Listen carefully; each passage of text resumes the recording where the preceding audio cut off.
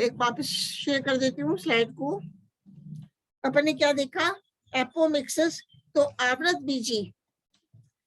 बीजी पौधों के जीवन चक्र में पीढ़ी एकांतरण के अंतर्गत प्रमुख पादप शरीर द्विगुणित बीजाणुद्भिद पादप द्वारा निरूपित होता है। यह दीर्घजीवी स्वपोषी जड़ तना व पत्तियों में विभेदित एवं संवहन ऊतक युक्त होता है। दूसरी पीढ़ी अगुणित युग्मकोद्भिद के रूप में पाई जाती है, जो अल्पजीवी समानीत एवं केवल कुछ कोशिकाओं के समूह द्वारा निरूपित होती है। तो अपन किसकी बात कर रहे हैं, एपोमिक्सिस की बात कर रहे हैं। तो एक स्लाइड भी इसको भी शेयर कर रही हूँ। तो एपोमिक्सिस में क्या होता है कि आवृत बीजी पौधों के जीवन चक्र में पीढ़ी एकांतरण के अंतर्गत प्रमुख पादप शरीर द्विगुणित बीजाणुद्भिद पादप द्वारा निरूपित होता है और अर्धसूत्री विभाजन तथा युग्मक संलयन मियोसिस एंड संगेवी लैंगिक जनन के प्रमुख लक्षण है। अर्धसूत्री विभाजन द्वारा बीजाणुद्भिद की द्विगुणित कोशिका में अगुणित युग्मकोद्भिद बनता है। युग्मकोद्भिद अवस्था में नर व मादा युग्मकों का विकास होता है एवं अगुणित नर व मादा युग्मकों के संलयन से द्विगुणित युग्मनज बनता है, जो बीजाणुद्भिद पीढ़ी की प्रथम कोशिका कही जा सकती है। इस प्रकार आवृत बीजी पौधे के जीवन चक्र में द्विगुणित एवं अगुणित पीढ़ी का नियमित एकांतरण होता है। यहाँ युग्मकोद्भिद पीढ़ी मुख्य पादप शरीर अथवा बीजाणुद्भिद पर ही उत्पन्न होती है। इसका कोई स्वतंत्र अस्तित्व नहीं होता।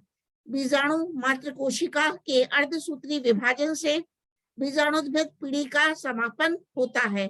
ठीक है, तो अधिकांश आवृत बीजी पौधों में परंपरागत प्रकार का जीवन चक्र या सत्य लैंगिक चक्र ट्रू सेक्सुअल साइकिल पाया जाता है, जिसमें अर्धसूत्री विभाजन द्वारा युग्मकों का निर्माण एवं युग्मकों के संलयन या निषेचन से द्विगुणित युग्मनज बनता है।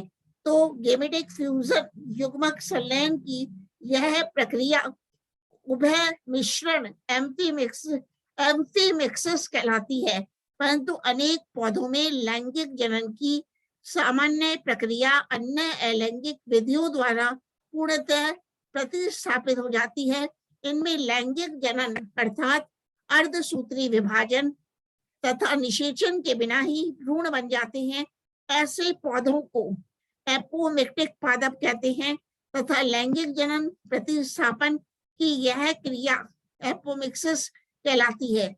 तो विंकलर के अनुसार लैंगिक जनन का ऐसी किसी भी विधि द्वारा प्रतिस्थापन जिसमें अर्धसूत्री विभाजन एवं युग्मक संलय नहीं हो, एपोमिक्सिस कहलाता है।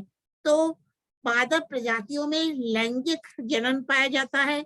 वास्तव में वह पादप प्रजातियों में लैंगिक जनन पाया जाता है, वास्तव में वह एपोमिटिक पौधों से अलग नहीं होते, अपितु सामान्य लैंगिक जनन प्रदर्शित करने वाली पादप प्रजातियां ही कुछ विशेष परिस्थितियों में एपोमिक्सिस की प्रक्रिया दर्शाती हैं। तो संजनन की क्रिया 300 से अधिक पादप प्रजातियों में देखी गई है, जिसमें एस्ट्रेसी, पोएसी एवं रोजेसी कुल के पादप प्रमुख है। मतलब एपोमिक्सिस किसमें पाया जाता है, एस्ट्रेसी में, रोजेसी में व फामेसी या पोएसी कुल के पौधों में। तो पोएसी कुल के 125 से अधिक जातियों में एपोमिक्सिस पाया जाता है। जैसे कि कौन कौन से हैं, डाइकेंथियम में व पेरिसिडम में क्या पाया जाता है, एपोमिक्सिस पाया जाता है। तो apomixis has been divided into vegetative reproduction and agamospermy. तो एपोमिक्सिस को कायिक जनन व अनिषेक बीजता में डिवाइड किया गया है। इसी प्रकार agamospermy has been divided into sporophytic apomixis and gametophytic apomixis, and gametophytic apomixis has been divided into diplospory and apospory. तो अपन बात करते हैं कायिक जनन की, वेजिटेटिव प्रोपगेशन। तो जब किसी पौधे का प्रवर्धन, प्रोपगेशन, बीज के अतिरिक्त पौधे के अन्य किसी भी हिस्से से हो तो इसे कायिक जनन कहते हैं। जैसे तना, पर्ण या मूल द्वारा नए पादप का निर्माण होना। तो अनेक कृषि पौधों, कल्टीवेटेड प्लांट्स में, जैसे गन्ना, आलू, प्याज, हल्दी, अदरक एवं केला आदि में तो कायिक जनन ही पादप वंश वृद्धि की सर्व प्रमुख प्रक्रिया है। ठीक है, अब बात करते हैं एगेमोस्पर्मी की। तो एगेमोस्पर्मी में पौधे का प्रवर्धन या वंश वृद्धि बीज के द्वारा ही होती है, परंतु यहाँ भ्रूण के परिवर्धन के अंतर्गत अर्धसूत्री विभाजन एवं युग्मक संलयन की प्रक्रियाएं नहीं पाई जाती। अतः भ्रूण विज्ञानियों के अनुसार वास्तव में एपोमिक्सिस का तात्पर्य एगेमोस्पर्मी से ही है। तो एगेमोस्पर्मी प्रक्रिया में भ्रूण या बीज का निर्माण बीजाणु के द्वारा इनकी किसी भी द्विगुणित कोशिका या असंगजनक द्विगुणित भ्रूणकोश से बिना किसी संयोजन के सीधे ही हो जाता है। ऐसे बीज भी सामान्य बीजों के समान द्विगुणित होते हैं। अब बात करते हैं कि जो अनिषेक बीजता है, अनिषेक बीजता में दो भिन्न प्रकार की जनन विधियां सम्मिलित हैं। पहला है स्पोरोफिटिक एपोमिक्सिस, दूसरा है गेमेटोफिटिक एपोमिक्सिस। तो स्पोरोफिटिक एपोमिक्सिस क्या कहलाती है? तो व्हाट इज स्पोरोफिटिक एपोमिक्सिस? तो इसे एडवेंटिव एम्ब्रियोनी भी कहते हैं, इसे अपस्थानिक भ्रूणता भी कहते हैं। यहाँ भ्रूण का विकास भ्रूणकोश के अतिरिक्त अन्य किसी भी द्विगुणित कोशिका, जैसे न्यूसिलस बीजाणुकाय या अध्यावरण की द्विगुणित कोशिका से सीधे ही हो जाता है। इनमें अर्धसूत्री विभाजन तथा युग्मक संलयन नहीं होता। ऐसे भ्रूण को अपस्थानिक या असंजनक भ्रूण, एडवेंटिव और एपोमिक्टिक एम्ब्रियो कहते हैं। नेक्स्ट है सेकंड, गेमेटोफिटिक एपोमिक्सिस। तो इस प्रकार की असंग जनन में मादा युग्मकोद्भिद का निर्माण होता है जो द्विगुणित होता है, और इसे दो प्रकारों में विभक्त किया जा सकता है। पहला है बेटा डिप्लोस्पोरी। तो डिप्लोस्पोरी किसे कहते हैं? डिप्लोस्पोरी प्रक्रिया में द्विगुणित गुरु बीजाणु मात्र कोशिका, डिप्लॉयड मेगास्पोर मदर सेल में अर्धसूत्री विभाजन नहीं होता, बल्कि यह सीधे ही डिप्लॉयड मेगास्पोर में विकसित हो जाती है, जैसे कि अरेबा टोमेंटोसा में। इस द्विगुणित गुरु बीजाणु से परिवर्धित होने वाला भ्रूणकोश भी द्विगुणित ही होता है। इसकी द्विगुणित अंड कोशिका या अन्य किसी कोशिका से भ्रूण का विकास होता है। और निम्न तीन प्रकार के द्विगुणित बीजाणु भ्रूणकोश पाए जाते हैं। एक है बेटा एंटीनेरिया टाइप। एक क्या है? एंटीनेरिया टाइप। तो ये क्या होता है? गुरु बीजाणु मात्र कोशिका अर्धसूत्रन द्वारा विभाजित नहीं होती तथा सीधे ही विभाजन द्वारा 8 केंद्र की भ्रूणकोश का निर्माण करती है। तो इस प्रकार का भ्रूणकोश एंटीनेरिया तथा यूपेटोरियम में पाया जाता है। अब बात करते हैं टेरेक्सकम टाइप की। तो गुरु बीजाणु मात्र कोशिका अर्धसूत्रन विभाजन में प्रवेश तो करती है, परंतु विभाजन पूरा नहीं हो पाता है। प्रथम अर्धसूत्रन के फलस्वरूप प्रत्ययन केंद्रक मतलब रेस्टिट्यूशन न्यूक्लियस का निर्माण होता है तथा द्वितीय अर्धसूत्रन द्वारा द्विगुणित डायड का निर्माण होता है। इसकी बीजाणुद्वारी कोशिका अपहिरासित हो जाती है तथा निभागी कोशिका से 8 केंद्र की भ्रूणकोश का निर्माण होता है। एग्जाम्पल है, फॉर एग्जाम्पल टेरेक्सेकम व कॉन्ड्रिला एंड एग्रोपाइरन। अब बात करते हैं एपोस्पोरी। तो एक स्लाइड और शेयर कर देती हूँ। देखो बेटा किसकी बात चल रही है। अब आ गया एपोस्पोरी। इसकी हिंदी है अपबीजाणुता। तो इस प्रक्रिया के अंतर्गत बीजाणुकाय न्यूक्लियस की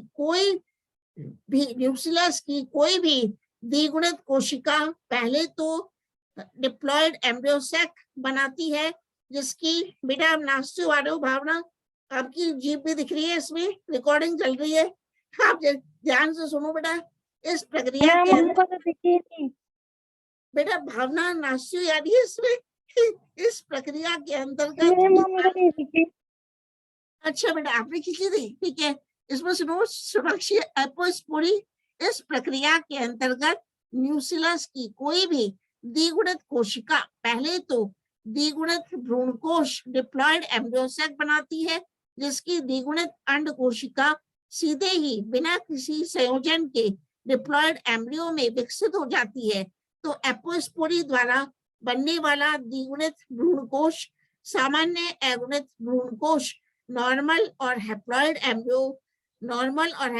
एम्ब्रियो सैक के साथ भी बन सकता है। तो अपन किसकी बात कर रहे हैं?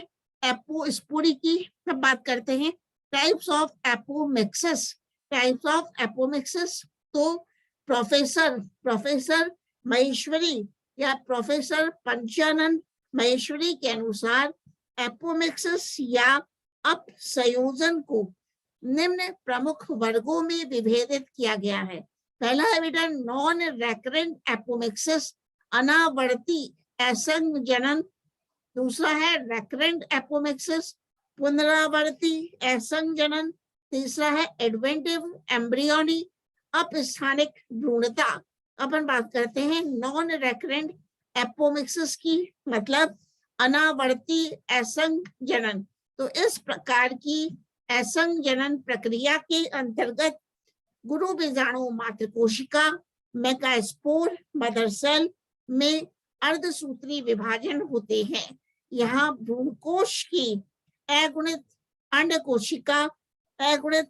कोशिका या भ्रूणकोश की अन्य किसी कोशिका से बिना निषेचन सीधे ही भ्रूण का विकास हो जाता है। इस प्रकार बनने वाले भ्रूण अगुणित होते हैं और अगुणित भ्रूण युक्त बीज बंधे होते हैं। अगुणित भ्रूण युक्त बीज बंधे होते हैं एवं अगली संतति उत्पन्न करने में विफल रहते हैं। इस प्रकार की असंग जनन प्रक्रिया या अगुणित अपयुग्मन कुछ पौधों जैसे पीली कटेली आर्जिमोन मैक्सिकाना एवं राजमा फेसियोलस वल्गैरिस में देखी गई है।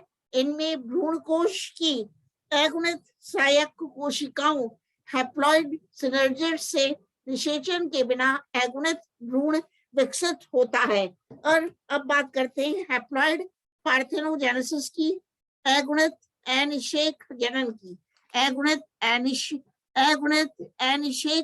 की, ठीक है। कोई क्वेश्चन पूछना है तो पूछ लो। हाँ भावना, कोई क्वेश्चन पूछना है पूछ लो, तो अपन कल करेंगे। अब इसमें या मैं आगे ही बता देती हूँ, अभी तो है ये, ठीक है। अनिश्चित जनन तो अपना कौन कौन सा हो गया टॉपिक? हाँ भावना, आप कुछ नोट भी कर रहे हो बेटा या ऐसे ही? भावना, शालू करीबा, शालू प्रजापत, सोनाक्षी, हाँ भावना कुछ नोट कर रहे हो बेटा? करीबा चौधरी, अफसाना, हर्षिता, ठीक है। तो इसको हैप्लॉइड पार्श्वनाक्षी भी आ गई अब, ठीक है।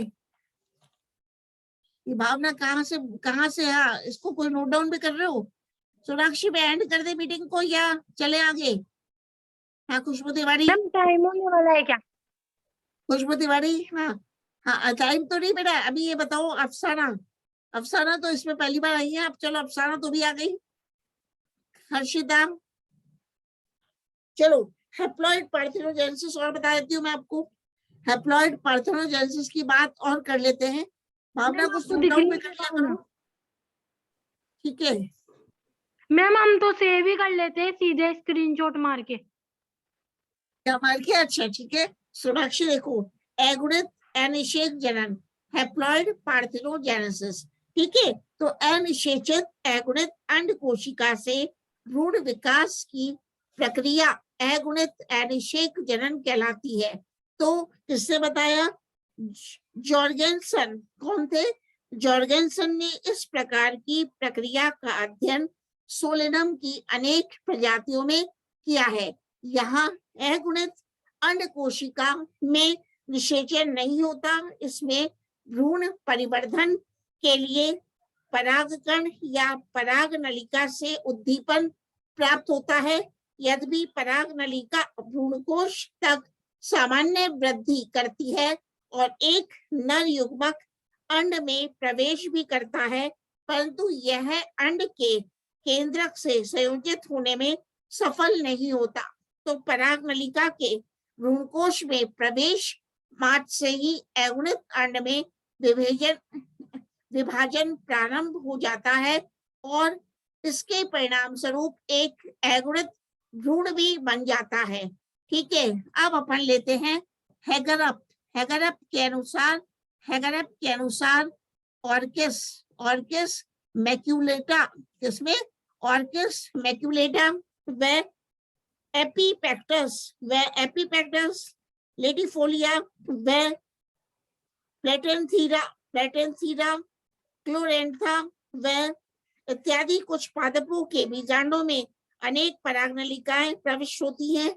मतलब अपन क्या देख रहे हैं? हेगरअप ने बताया, यह हेगरअप के अनुसार ऑर्किस मैक्यूलेटा व एपीपेक्टस लेटिफोलिया इत्यादि कुछ पादपों के बीजांडों में अनेक परागनलिकाएं प्रविष्ट होती हैं और निषेचन के पश्चात सामान्य द्विगुणित भ्रूण बनता है। परंतु उपर्युक्त प्रजातियों के कुछ पौधों में यह भी देखा गया है कि इनके बीजांडों में एक भी परागनलिका प्रवेश नहीं करती अथवा ऐसे समय में प्रवेश करती है जबकि निषेचन के लिए बहुत देर हो चुकी होती है।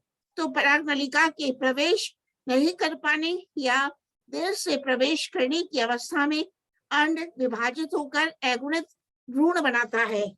अच्छा, अब एंड करेंगे। ये बताओ, नेहा वगैरह क्या ऑनलाइन क्लासेस ले रही है क्या? नेहा भी नहीं आ रही आपकी क्लास में? नेहा क्या वहां पे ऑफलाइन क्लास ले रही है? नेहा भी नहीं आ रही और संगीता गौड़ नहीं आ रही।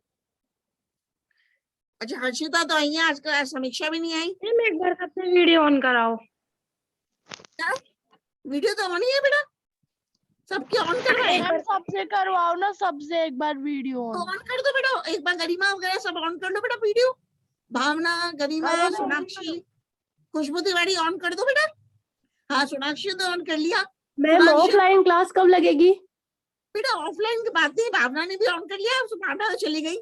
सोनाक्षी का, खुशबू तिवारी आप भी ऑन कर लो बेटा, ऑफलाइन का आइडिया नहीं है मुझे। गरिमा को भी बोलो। हाँ गरिमा बेटा आप भी कर लो ऑन, बस कर ही रहे हैं।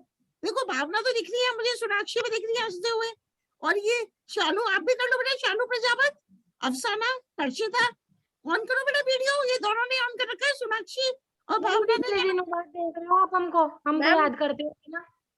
मैम सोनाक्षी को 3 दिन हो गए, नहीं अभी तक। कौन नहीं है? मैम सोनाक्षी को 3 दिन हो गए, नहीं अभी तक। ऐसा नहीं हो सकता बेटा, 3 दिन सोनाक्षी नहीं आई। देखो बेटा ऐसा नहीं आती है। अच्छा मैं झूठ बोल रही है। हाँ बेटा झूठ मत बोलो। वीडियो अब बेटा एंड कर देंगे। खुशबू तिवारी खोलना चाहो तो खोल लो अपना वीडियो, और हर्षिता अब एंड कर देते हैं, चलो ठीक है ना? मैम बच्चों को शर्म आ रही है। बच्चों